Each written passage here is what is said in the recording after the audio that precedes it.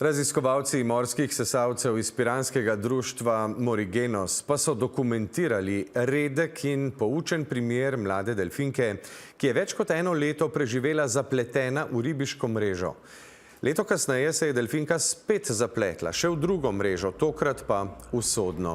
Primer objavljen v mednarodni znanstveni reviji odpira pomembna vprašanja o tem, kdaj pri divjih živalih posredovati in zakaj je včasih ne narediti nič lahko najboljša rešitev. Jaka Vran.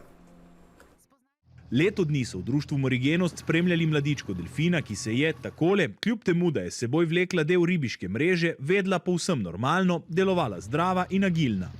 Bilo je veliko razmislekov o tem, kako živali pomagati, pri delfinih to sicer ni enostavno. To ni kot en volk ali ris, ki ga lahko z neko uspovalno puščico ustrelimo in uspavamo in mu potem neko zadevo odstranimo in je to to. Delfinov ni možno uspavati, ker ne dihajo avtomatično in bi se tako zadušili. Ujeti žival pri zavesti pa je praktično nemogoče. Če tudi bi se tega lotili, pa bi to lahko bil tako velik šok, da bi poginila.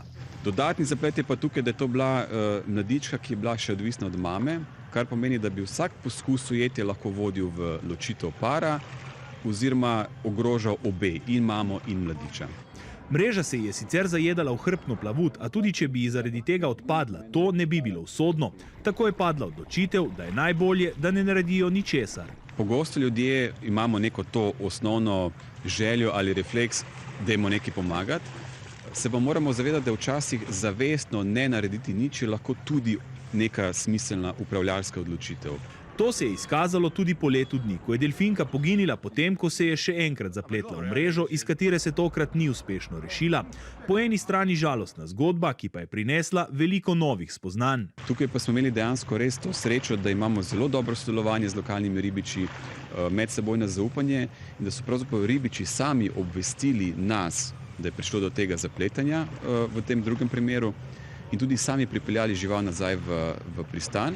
Kar je omogočilo obdukcijo in potrditev domnev, ki so nato prerasla v mednarodno raziskavo.